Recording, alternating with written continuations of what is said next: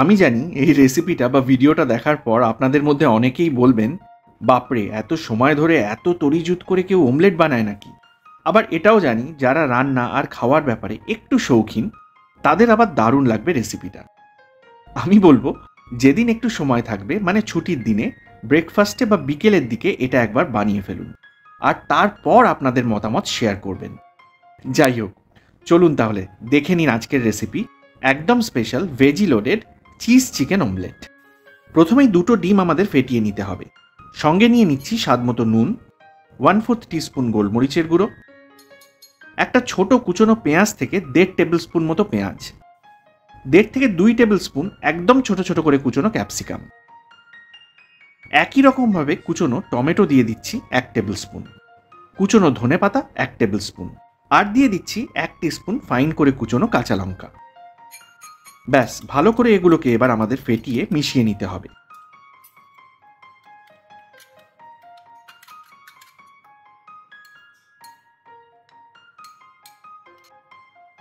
এরপর একটা ননস্টিক প্যানে 2 টেবিল স্পুন মতো তেল ভালো করে গরম করে নিয়ে প্রথমেই আমি দিয়ে দিচ্ছি বাকি পেঁয়াজ কুচিটা। মাথায় রাখবেন ননস্টিক প্যানই কিন্তু ইউজ করতে হবে।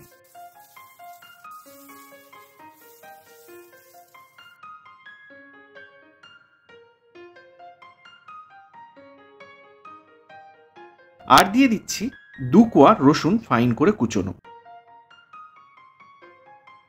মিনিট 2 ধরে আমি এগুলোকে লো ফ্লেমে ভেজে নেব। আর তারপর দিয়ে দেবো একদম ছোট ছোট টুকরোয় কেটে রাখা বোনলেস চিকেন, এই 75 গ্রাম মতো। এটা আপনারা পরিমাণটা একটু কম বেশি করেই নিতে পারেন, কোনো অসুবিধা নেই। বাড়িতে যেদিন চিকেন আসবে তার থেকে টুক করে দুটো পিস একটু সরিয়ে রেখে দেবেন এই অমলেটটা করার জন্য। চিকেনটা লো ফ্লেমে নাড়তে হবে ততক্ষণ যতক্ষণ না রংটা চেঞ্জ হয়ে সাদা মতো হয়ে আসছে। স্বাদমতো অল্প নুন আর গোলমরিচের গুঁড়ো এই সময় আমি দিয়ে দিচ্ছি।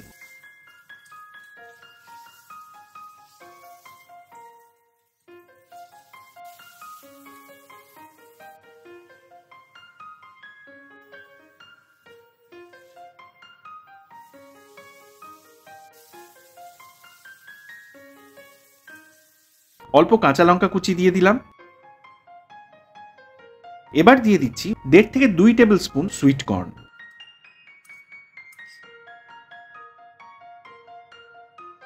সামান্য নেড়ে 3-4 টেবিল স্পুন মতো জল দিয়ে দিচ্ছি।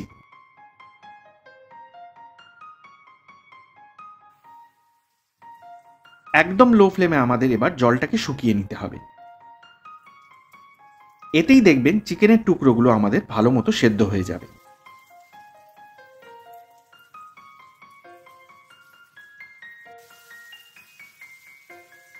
বেশ কিছুটা ধনেপাতা কুচি আর ক্যাপসিকাম কুচি দিয়ে আরো মিনিট খানেক মতো নেড়ে নিচ্ছি।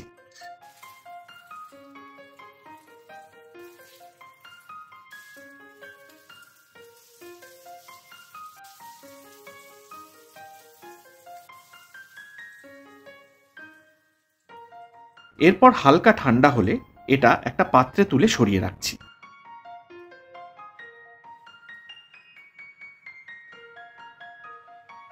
এবার ওই সেম প্যানটা একটু পরিষ্কার করে নিয়ে 2 টেবিল স্পুন মতো সাদা তেল আবার আমি হালকা গরম করে নেব। এবার ফ্যাটানো ডিমটা আমি ঠিক যেভাবে প্যানে ছড়িয়ে দিচ্ছি আপনারাও ছড়িয়ে দেবেন।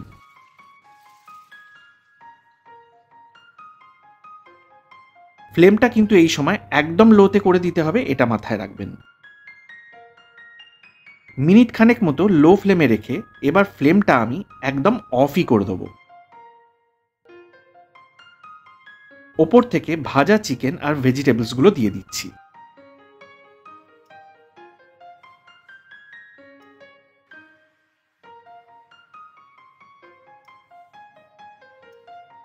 ওয়ান ফোর্থ টিস্পুন মতো অরিগ্যানো ছড়িয়ে দিচ্ছি এই সময়। এটা অপশনাল, আপনারা দিতেও পারেন আবার নাও দিতে পারেন, তবে ডেফিনেটলি ফ্লেভারটা কিন্তু একটু অন্যরকম হয়। এরপর আমি বেশ কিছুটা প্রসেসড চিজ আর বেশ কিছুটা মোজারেলা চিজ ছড়িয়ে দিচ্ছি। আপনারা আপনাদের পছন্দ মতো যে কোনো চিজই দিতে পারেন।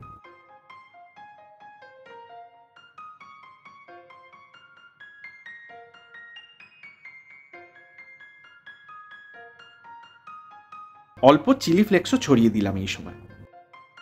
ঝাল না চাইলে এটা দেওয়ার কোনো দরকার নেই। মাথায় রাখবেন, এখন অবধিও কিন্তু আমি ফ্লেমটা অফই করে রেখেছি। এবার আমি এটাকে চাপা দিয়ে ফ্লেমটা অন করব আর একদম লোয়েস্ট পসিবল ফ্লেমে দিয়ে 1 থেকে 1.5 মিনিটের জন্য ছেড়ে দেব। এর মধ্যেই দেখতে পাবেন চিজটা সম্পূর্ণ সুন্দরভাবে গলে গিয়ে অমলেটের ওপরের সারফেসটায় দারুণ সুন্দর একটা টেক্সচার তৈরি করবে। দেখতেই পাচ্ছেন কত সুন্দর লাগছে।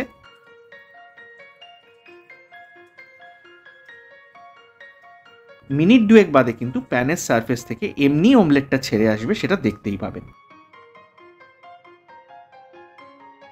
এই অমলেটটা করার কেরামতিটা কিন্তু পুরোপুরি লুকিয়ে আছে ঠিকঠাকভাবে ফ্লেমটা অ্যাডজাস্ট করে করার ওপর। একটু ধৈর্য ধরে লো ফ্লেমেই মেনলি করতে হবে, আদারওয়াইজ কিন্তু ফট করে পুড়ে যেতে পারে।